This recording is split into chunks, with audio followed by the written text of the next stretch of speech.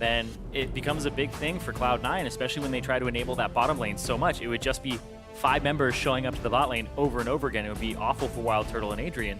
So it's a pretty expected ban. But still, the first pick Gangplank coming through. They are unwilling to change this strategy. But this time, though, with the remote ban that I think we probably should have seen in game 1 for this, but at least there's one less counter pick available. That said, the Immortals Echo ban has been let off the table, and you can see Huni hovering it right now. Yeah, he had always played it as AP, and he was actually one of the early adopters of top lane Echo before it was a tank build. And getting him to play tank build is always a struggle, apparently. So we'll see what he does today. The Trinity Force probably opens him up to playing it tanky a little bit more. Yeah, Trinity Force for Echo is something that's massive in Korea and a lot of the other regions. It's being played almost every single game these days. But it's not going to be first picked. It is Rek'Sai and Trundle. And once again, it's the same Karma and Bard bans that we had in the prior game, so unless we see Smoothie jump off the Braum that he had, we see another sort of safe blind pick support here. Again, Trundle into Gangplank, not a very great one, so we expect that to be Adrian's support pick here, as they're just, I guess, putting more tanks into the lineup. Yeah, and I like the drop of the Gragas ban, because Cloud9, now they get Gangplank, and then they'll pick up Gragas for themselves. And I think that Gragas is a far superior jungler to have when you are combining it with a Gangplank, as opposed to a Rek'Sai. You bring more disengage, you bring more CC and kite potential, whereas Rek'Sai is really a vision bot and helps you more in pick compositions and early game, and in the early game as well. So they aren't really putting too much attention on impact in the early game. So we'll see it. Oh, yes! Yes, Riven is back in the building. We talk about the dozens of good counter picks to Gangplank. Riven is another one. And by the way, C9, you cannot play whack-a-mole against Huni's counter picks. So this is going to be another tough matchup for Impact. And Huni on a Riven that he's been very famous for. As Irene talked about, Huni's propensity to play carry top laners.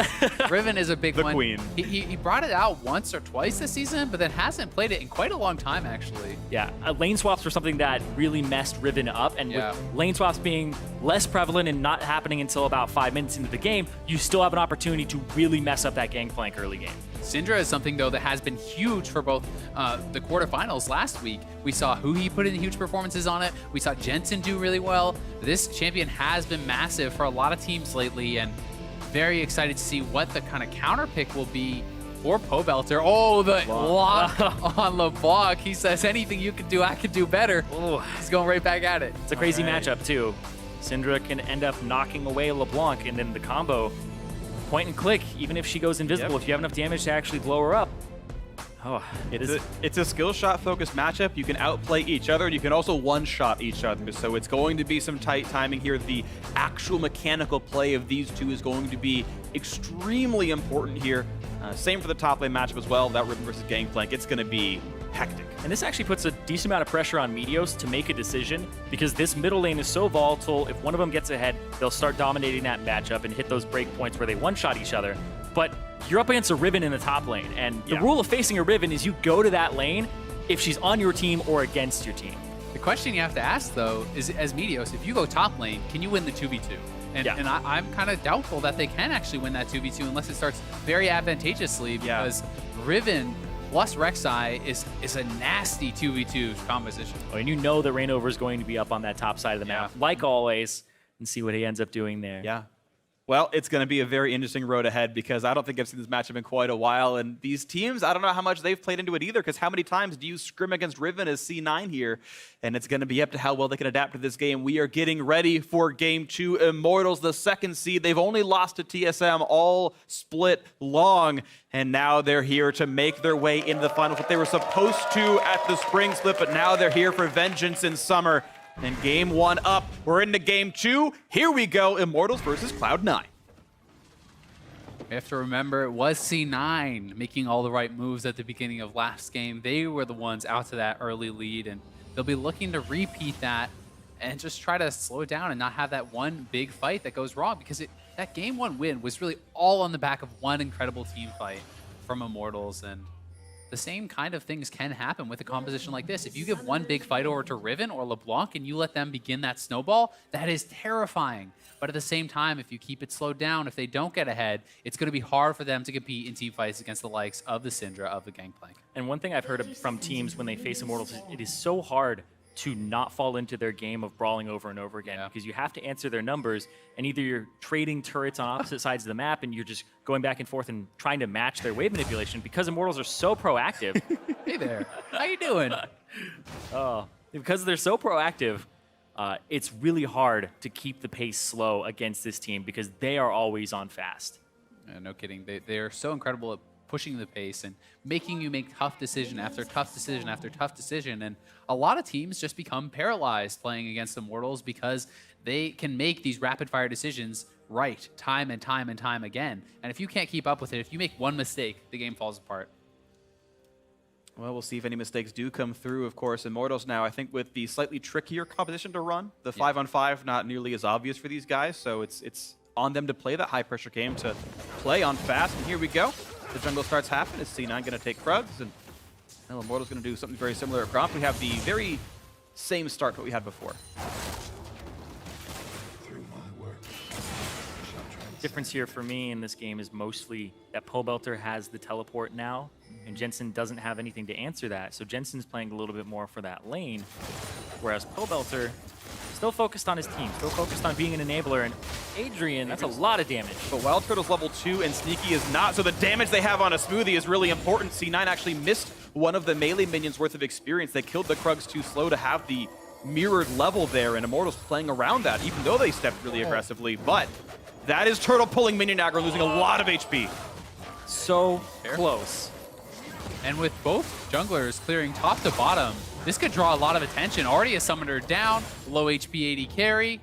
This is a scary position to be in for both teams. It's a bit better for Sneaky now. He did learn Spell Shield at level 2 to withstand some of this damage output, and looks like it's going to be the early recall for Wild Turtle, who does not seem to like the situation he's in. Very smart decision, I think. This is kind of safer. They slow him down. They stop that recall, and Meteos still clearing his way down.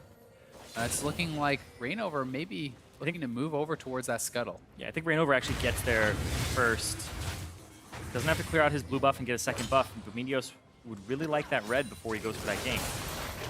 Bit of damage from the Turtle, waiting for the Spell Shield there. A quick exhaust from Adrian does really nothing, actually. That is a summoner spell down, and now C9 can say, hey, exhaust down, you can gank in the next 3 minutes. It'll be an easy road for you, Meteos. Reignover actually moving back up to the top side. He sees Gangplank pushing in, and he may want to try to stop this, may want to try to get the ball rolling here, but he is spotted out by that ward. Yeah, this is so interesting because, like I said, Meteos has a tough decision on what lane he needs to go to because the middle and the top side are both really aggressive lanes, so the bottom lane is just brawling over and over again, kind of baiting a jungler to come to this lane. Yeah, so far, Impact actually played this matchup very, very well. Nice blow up on the barrel, and he's getting a lot of damage down onto Huni, so I gotta say props to Impact for playing this early lane quite nicely. Current minion lead, by the way, up 3 for Impact's GP. You can see Huni dodges the Q, jumps in. Look at the damage output he's got. Doesn't overstay his welcome and wins that trade. As soon as he gets that barrel. Wow, Impact really timing his autos, doing it better than Huni. Yeah, and Huni actually a little bit late on that E. Does take the Q damage from Gangplank, and high pressure early game on both sides. Top lane brawling heavily, bot lane brawling heavily. First kill could mean a ton in a game like this. Could easily turn the matchup around. Both these players out of potions. Reignover to hand the blue buff over to Pobelter. 58 gold for him and a nice buff. Feels good. Mid lane matchup right now has been going better for Jensen so far. In fact, all these landing phases actually have been quite nice for C9. Kind of down the line, you're seeing what are mostly leads. A quick battle for the... Oh no! Meteos maybe stepping a bit far. A nice stun. The flash to chase down Reignover. And that's first blood. C9 once again getting the first kill. And now Pobelter is forced to run. Only level 4 in this LeBlanc. Be careful, Meteos. You're low on HP. Huni's here. Chasing the flash to catch him. Nicely done. Pobelter has the chain, and he's going to have the Riven, but no, the knockback by Jensen gets away from it. Here's a teleport to chase, and Impact going to cancel. He knows that would be an overstep by him.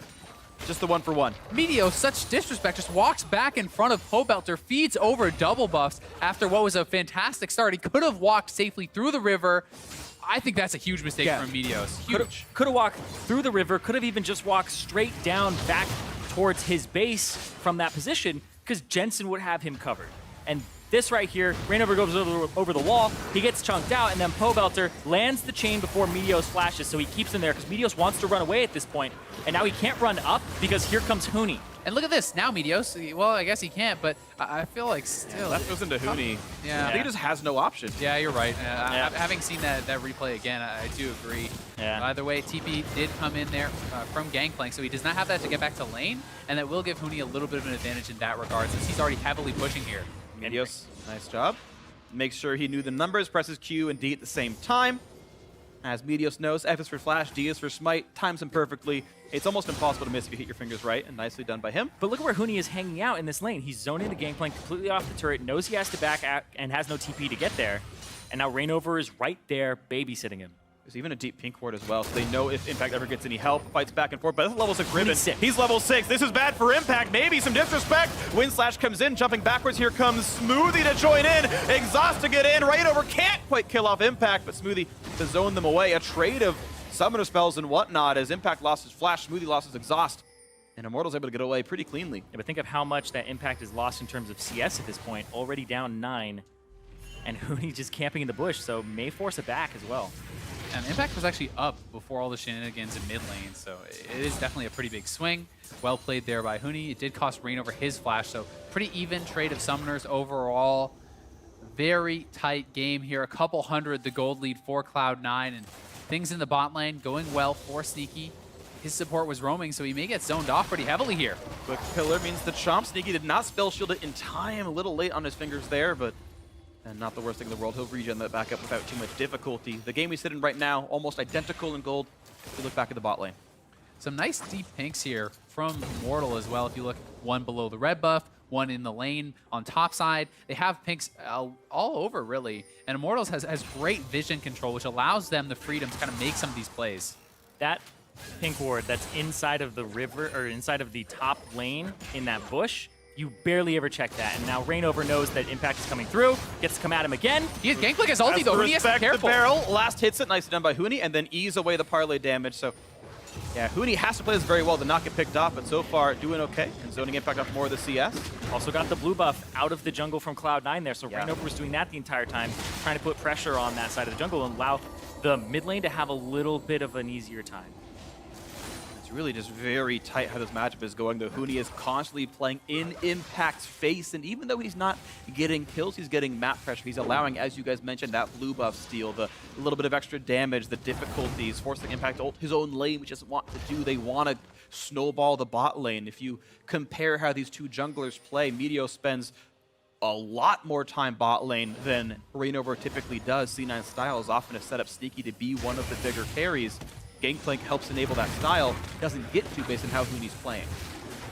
One thing here to keep in mind, Impact does have that TP. We'll see if he decides to save it, or if he decides to kind of go somewhere on the map, try to help out some of his other lanes. As Huni's TP is not going to be available, neither is Pobelter, so this is a time where they have that global advantage, and he will leg it back to top lane and keep that possibility available. A very early Jarm's Fist here for Impact, too. Phage pretty much gives you about the same in terms of HP and survivability. It depends on how quickly he thinks he's going to get his Hysterics versus Trinity Force. It'll delay it.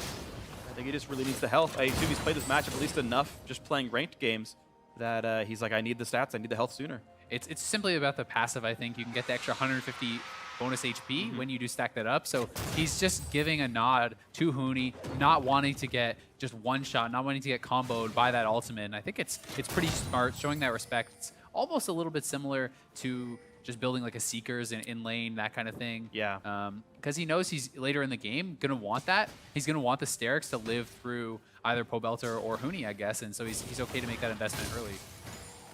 It's kind of funny the mechanics of what Hysterics Gauge will do later on. Yeah. Because the way Riven's ultimate works is once you're low, once your health bar is low, shields don't count. Once your health bar is low, it deals up to its full damage. And Hysterics pops roughly once you get low, so even though it turns into health in a way because it shields, it actually still enables the full Riven damage output because the actual health pool still decays pretty fast. Kind of a minor interaction there. It slightly nerfs what the item does against Riven because of her own mechanics. Either way, I agree. It's something he's going to need for himself. There's the knockback. That's the skill shot play he needs. Ulti comes in on a Pobelter, but because he's building towards an Abyssal Scepter, the Negatron Cloak makes him survive the ulti. He knew the damage output there, but a nice play by Jensen. And one interesting thing about that matchup, but there's a fight in the bot lane. Yeah, a lot of damage dealt, but they can't get the chase down on towards Wild Turtle. The cooldowns were all down regardless. You can see him trading back and forth. And this time around, as Pobelter nearly dying again, can withstand the cooldowns. But now a fight towards the top side. Impact caught on the wrong side of this fight. He's got 2 Immortals members behind him. Can't quite get the knock up. The flash there for Rainover, and it is going to be enough. A kill on the board now for the Immortals top laner and jungler. Taking out Impact. Cost both their flashes, though. So that is some summoners down. We'll see if that can be capitalized on. Meteos was topside, but was not close enough to actually have any effect on that fight, unfortunately for him. But back to Syndra, you can just start to kind of ultimate out on cooldown. You can start to really just force the LeBlanc out. Anytime you hit a stun, you land the Q, you ult, you have a really big trade that can just push the LeBlanc out of lane. Pobelter does have that teleport, though, to get himself back in. That's why he's taking it, as opposed to a defensive summoner spell, because he knows he's going to build defensive first and then start moving towards more high AP items. Bottom lane, again, just trading back and forth. Turtle's caught. Oh no, they got the knockup on a Turtle, but the Q from Braum missed. They don't have the chase, but they do have Meteos. There's the barrel. Great flash by Turtle. Meteos flashes into the body slam, properly plays it, gets behind the minions, and now come the teleports. Impact tanks up in the minion. Pobelter from behind. Flashes W into R into a bit of a dodge, and Pobelter is going to get stunned up. He's going to get collapsed on. He's going to go down, but a trade close. Huni picks up 1, then in a smoothie. A second kill comes through thanks to Rainover. Has to run because he gets ulted, and he goes down. A double kill. Impact actually getting credit for this one. 4-4, the overall scoreline. C9 back up in gold, 3-2 in that fight.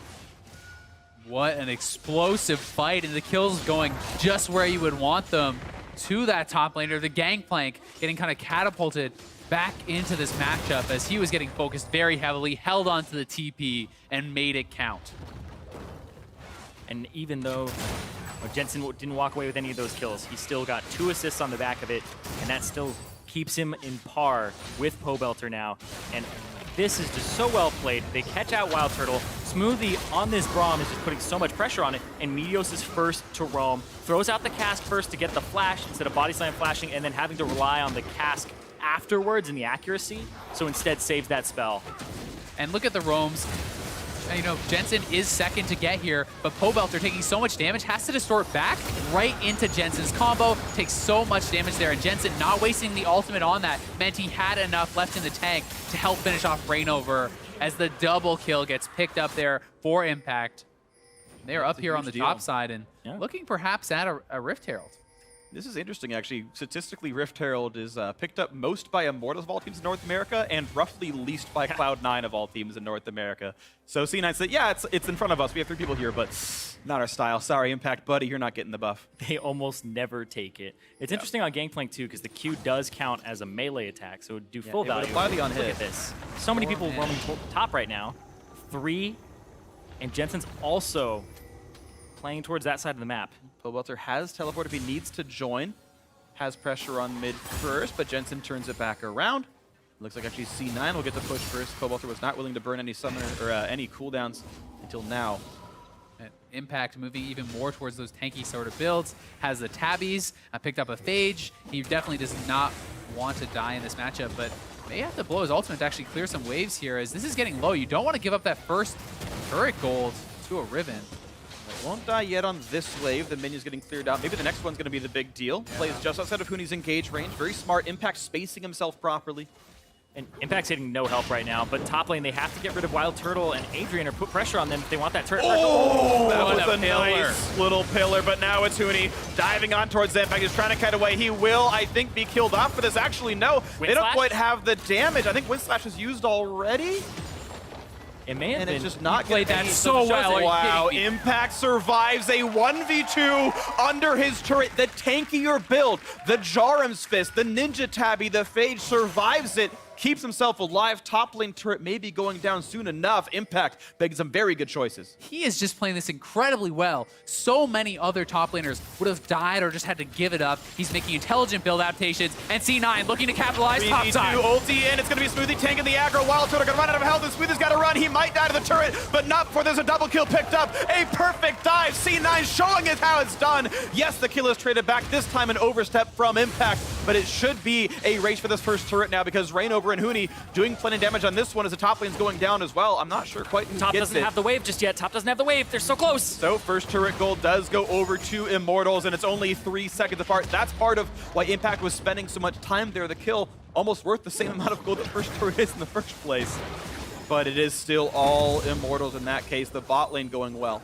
Look at the gold, though. Dead even here. These two teams have been so closely matched in this game. Ridiculously well fought on both sides. Looking at where the gold is, Sneaky is up 900 right now, but then Huni is up 800 himself. So,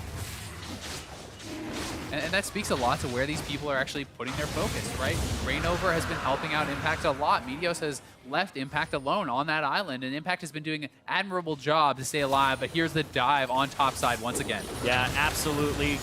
Smoothie takes aggro first, tags both members, so even if he has to get out of there, they're able to pick it up, and then Huni comes in, they blow the flashes to finally get that kill onto Impact, and they get the turret first.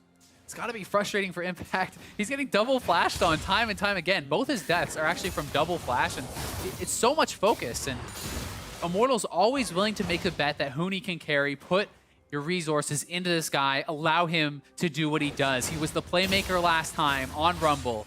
We'll see if he can have a repeat performance on Riven. I think it's likely he has the highest gold in the game and the highest level in the game. Actually, I take that back. Jensen's 12, but certainly very high level rank 2 ulti available for Huni.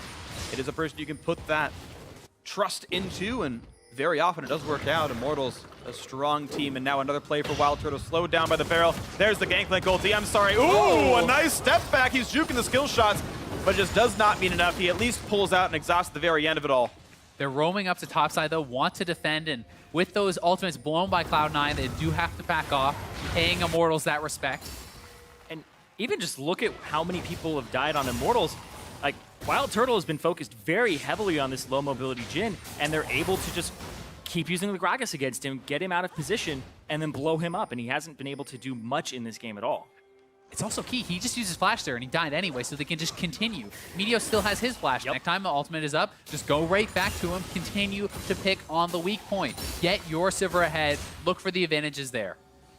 And it's going to be a battle of carries eventually, as the Riven has a lot of the kills, and Sneaky on this Sivir has a lot of them as well. They're the two big members right now. Stun's not going to quite land from Jensen, so nothing picked up yet in the mid lane. Rainover. Huni coming up. They may look to fight. Looking for the flank. Could be tricky soon enough. Quick back out by C9. Nothing too crazy just yet, but now everyone's kind of aware. It's time to play Aram a little bit. Pobelter outside of the lane. Going to come back in. Mid cleared away. Jensen to knock down the caster minions.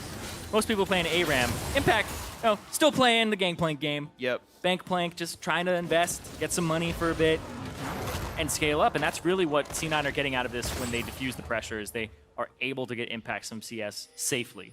He has got that Trinity Force now, getting pretty strong for himself. Going to be likely working to finish up that Sterix, and he's done so well, I think, in this series overall, considering the resources he's been given and considering how much pressure is being put on him. I've been really impressed with him.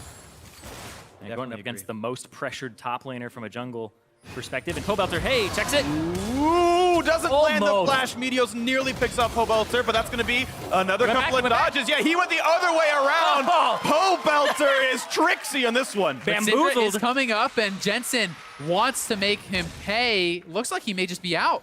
We'll see. Gonna try. That stun's not going to land. He's still looping around. Now, the problem is there's still some turrets alive here. Pobelter doesn't have the easiest time to get away from all this. But Wild Turtle shoved the wave in, so he gets to walk past this Walk turret. through. Wow. Jeez. Complete outplay by Pobelter. Beautifully done in the LeBlanc. Making him look silly. That was very, very well done. And Breaks their ankles. Meteos missing that body slam flash by the smallest of margins. Yeah. Had he landed that, it likely would have been a kill. Yeah, there's a patch where that would have worked. Body Slam Yeah. had a little bit extra width on it before. He went on a diet. Gragas has been slimming down. I He's been know. working on He it. became, just joined the CrossFit Nation. Maybe did some yoga. Can't stop talking about it now. Nope. There you go. Just pitching skin ideas. Yeah, there you go. Yoga pants Gragas. No! All right, Immortals versus C9 is still neck and neck in the game. You're welcome for that. Right up there with the leg bundle. Gragas did not skip leg day. We know that for sure. No, definitely not.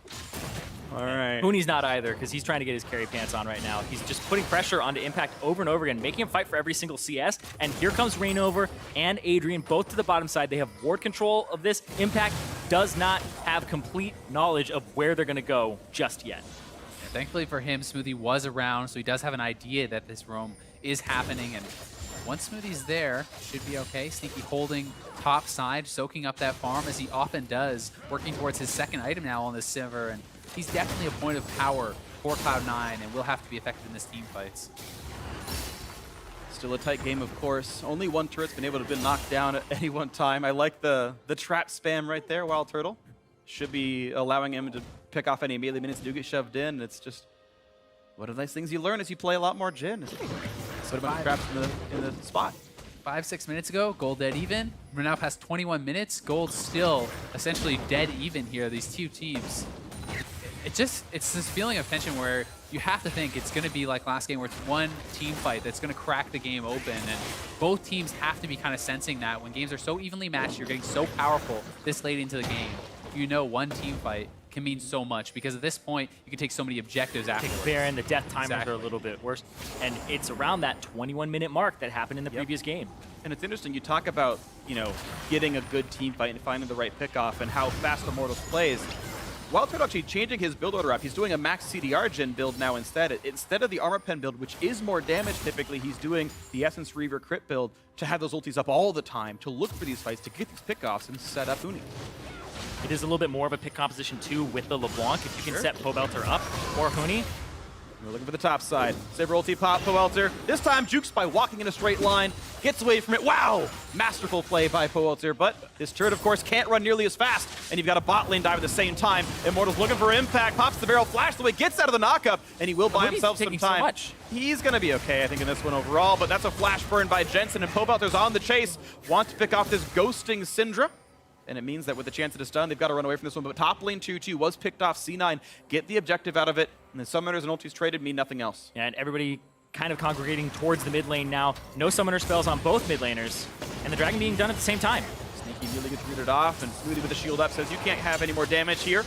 But it does mean that with the bot lane priority that Immortals had, they get to walk up and take that two-man Mountain Drake. And that's the second, and that means that Baron rushes, objective trades are always going to be massively in their favor. C9 will have to be so careful. Anytime these guys are out of vision, anytime you don't know where they are, you have to respect the threat of the Baron. And because of that, C9 will have to play a lot to the top side. Keep vision on this. Always track Immortals members. Whoop. Speaking of tracking Immortals members, I don't even think he saw him under the brush. That was just nice. I do think, though, for Cloud9, it is lucky for them that Immortals are playing on the bottom side right now. You see all of their wards are on that bottom side because they already have that tier 1 down. Whereas on the other side of the map, that tier 1 for Cloud9 is still standing on the top side. Immortals, if they want to actually have that Baron be a threat, they have to get that turret down so that their minion waves can actually go a little bit further back and have a long push. Ooh, look at this by C9. They say, we heard Rek'Sai ult, everyone stand still. Every Rek'Sai runs through their own jungle. Burrowed. Oh, all he knows there's a ward, but drops one of his own. He's going to get stunned up. Guardian Angel already picked up for Rainover. You can see him just go Jorm's Fist into GA. Yeah. So tanky, and I think the right choice there from C9 to not make any commitment on that Rek'Sai. Even if you kill him, even if you get the GA, the ensuing team fight is going to be you with no cooldowns. I'm interested to what he turns that Jorm's Fist into as well. But Huni trying again, he's going to look for another. Basically takes no damage. Ravenous Hydra, and he can now withstand any of the damage Impact puts out.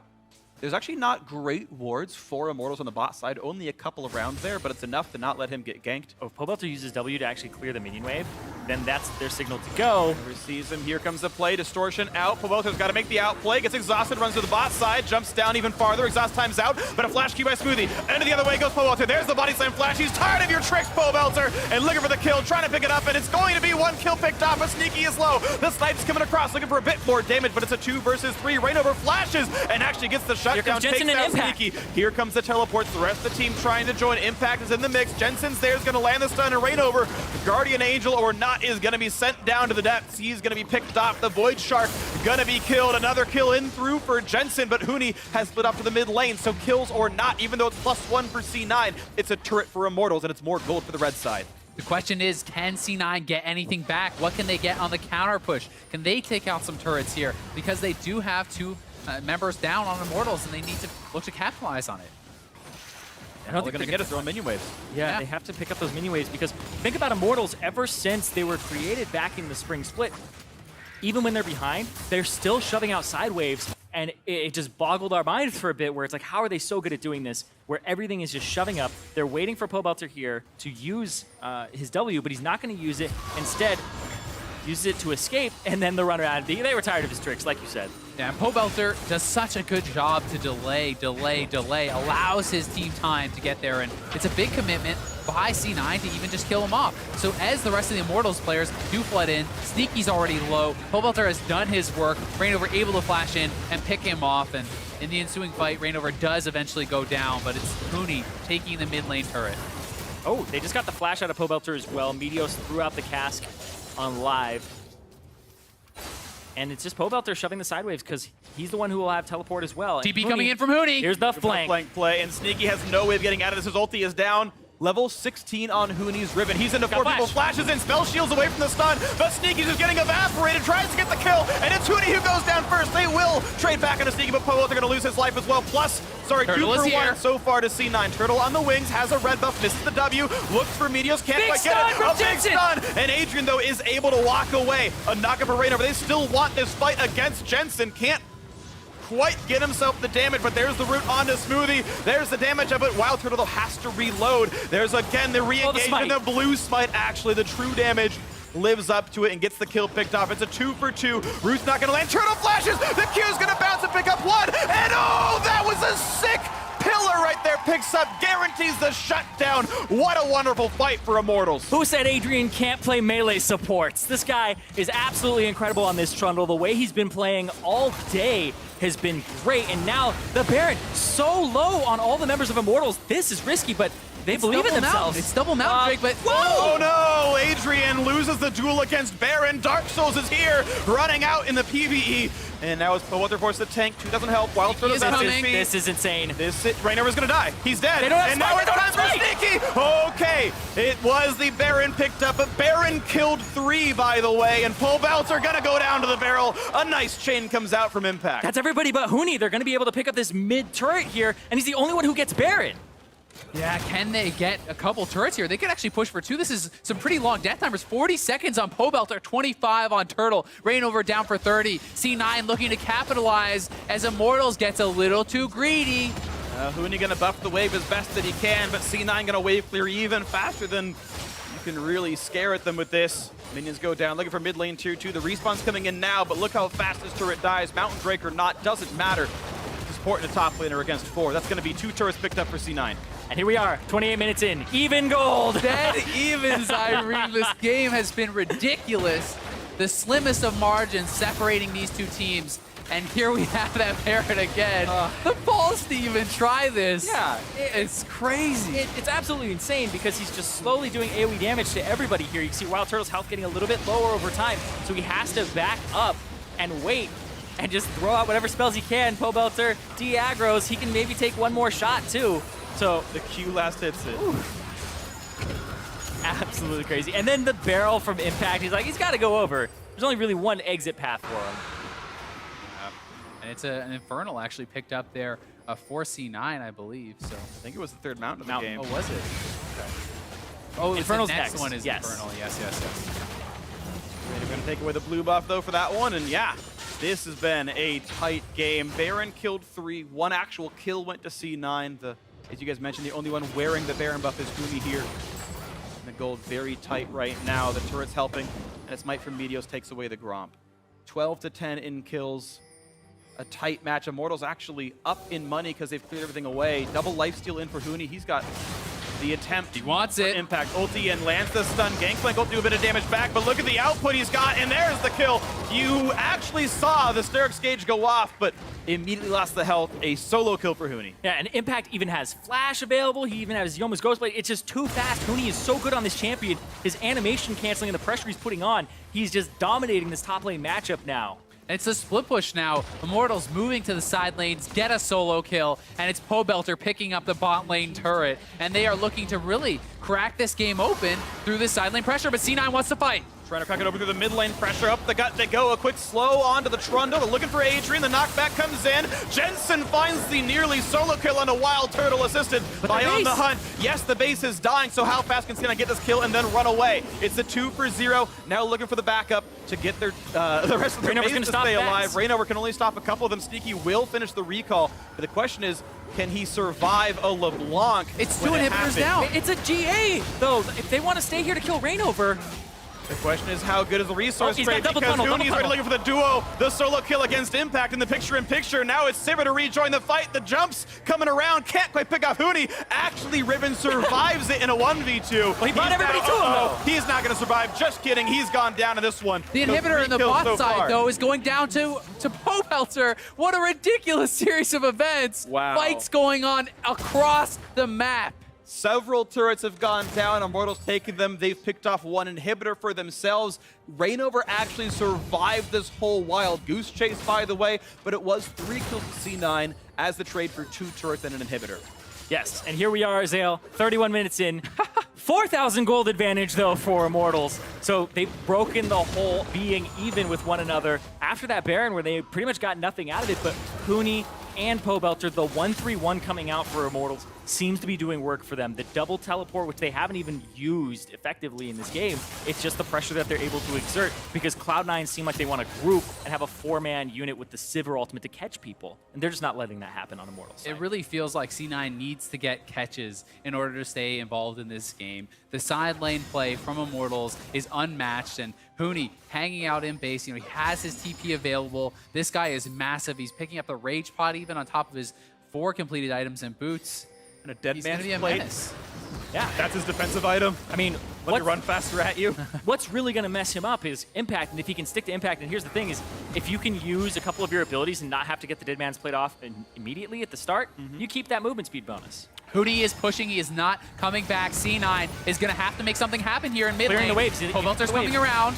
Trying to block the damage. They do that pretty well with Smoothie. Gangplank go to zone them off as well, so there's not really a lot of defense here. TP from Huni. And here is the teleport turret. Not quite going to go down, but they disengage. Jensen got chunked. He got chunked, but Pablo did not kill him off just yet. Huni's Catches off Huni. They got the pick off in the top laner, so it's 5 versus 4. So unless they can pick off Jensen, all is well for C9. They have to wait for the wave. It's coming up in a second. Huge wave in the bot lane. They've got to respect that, though. That was super good by Cloud9. As soon as that flank came out from Huni, everybody turned towards him, and then their back line became their left side line, and they kept him away. They knew that Pobelter didn't have burst left because he had just used it. They want this turret so badly. In goes Pobelter, though. He could be killed off. Sneaky's got to be careful. The pillar's there, but Meteos disengages a bit and pushes off Rainover. Impact had to back to deal with that bottom lane wave. He does have to be needed. No major CC gonna land. A quick root on Meteos, but he's gonna be fine. He's a very tanky Gragas. TP is coming in here It's from Pobelter. They Pobelter. want to clean up. He can one-shot C9 doesn't Smoothie. see this. He jumps to the left-hand side. He's gonna join the minion wave. He already Moves used his W. around, but it means he can R to jump the wall again. Will do so once again with W. He's actually looking for the inhibitor. Pobelter just focused on those objectives right now. But he's very afraid of what Sneaky can do. He knows the wave clear's there for Sivir. Doesn't think he can win the fight. Backs up for this one. The teleport only turns into a few minion kills. Not too much gained. Oh, what an intense game. Pretty ineffective TP there from Pobelter. C9 going to be happy that both of those TPs are down. They once again have TP advantage. More completed items coming in across the board for both teams, and it is that critical mass that C9 feels like they're starting to reach as far as the team fight, with a massive Sivir, a massive Gangplank, and this Syndra closing in on her final build.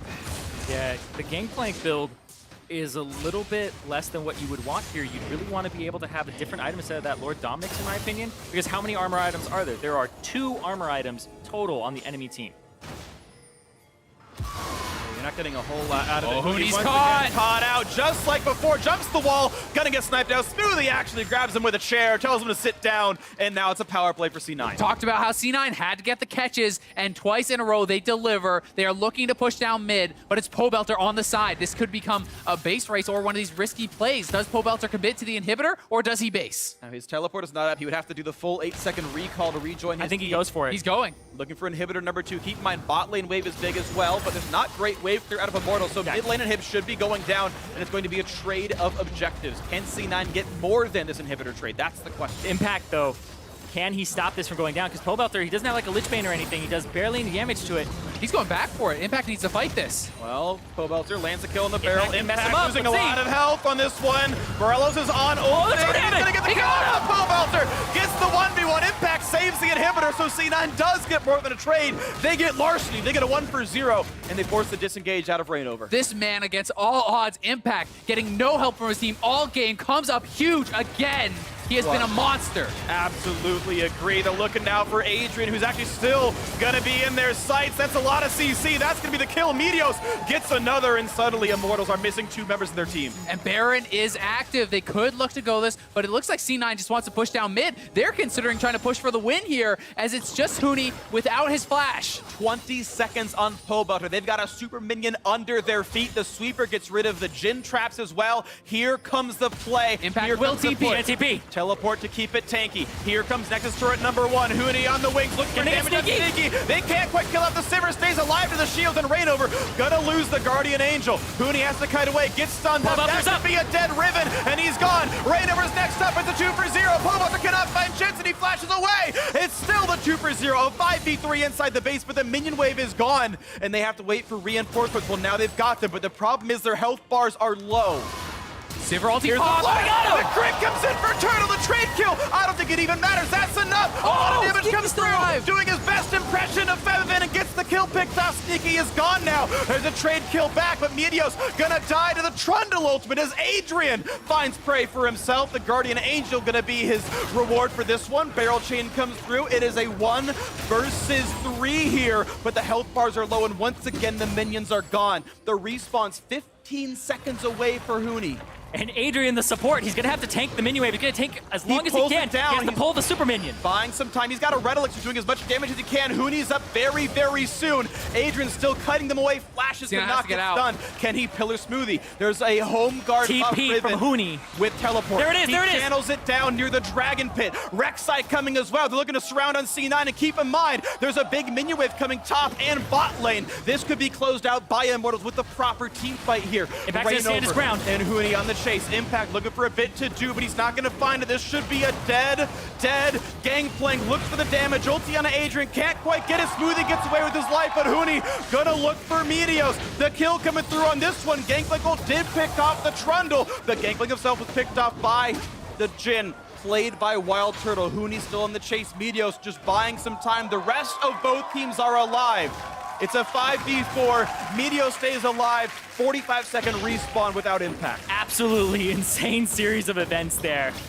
Tracing it back, where did it all start? Hey, Azael, 38 minutes in. Dead even in gold again. God, this game is mind-blowing. I feel exhausted. I'm not even playing, and C9's going to the Baron. I can't take it. No top laner for C9, no support for Immortals. A 4v4 to correct my earlier statement. 4,000 health left on Baron. 1 Mountain Drake's all they need. There's the smite, there's the pick of a trade of that for the Infernal Drake that just spawned for Immortals. So they've both got some combat stats, but C9 has more of them, and they've got empowered minions. They're up a Nexus turret. They're still up the mid lane inhibitor as well. C9 in a bit of a driver's seat as Impact spawns. He himself won't have Baron, but the rest of the team will. Yeah, and looking at the base for Immortals, that last standing Nexus turret is so low.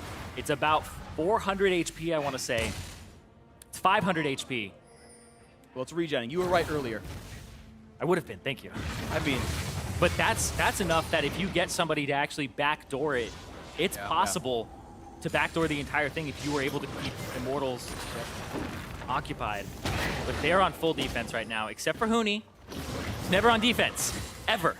And C9, they just want to go right up the gut. Huni has no TP. They could just try to rush down and finish the game here. Huni needs to start basing. Well, Huni's got plenty of attack damage. He can kill these things pretty rapidly. His ulti up as well to even increase But it's that. just one Nexus turret. I Huni, what is he agree. doing? It's gonna be a risk, but they're trying for the defense anyway. Huni is still pushing just at used the this ulti. time. They're trying to get it, but that's a Nexus turret down. The Nexus itself now under fire, running out of health, and there's no chance to defend it. Cloud9 get the win, and they tie the series.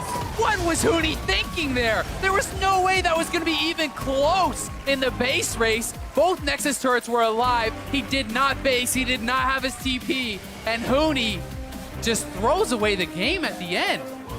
You can see some of the members there from Cloud9 shaking a little bit, the adrenaline just pumping through all of the members of every team on this stage.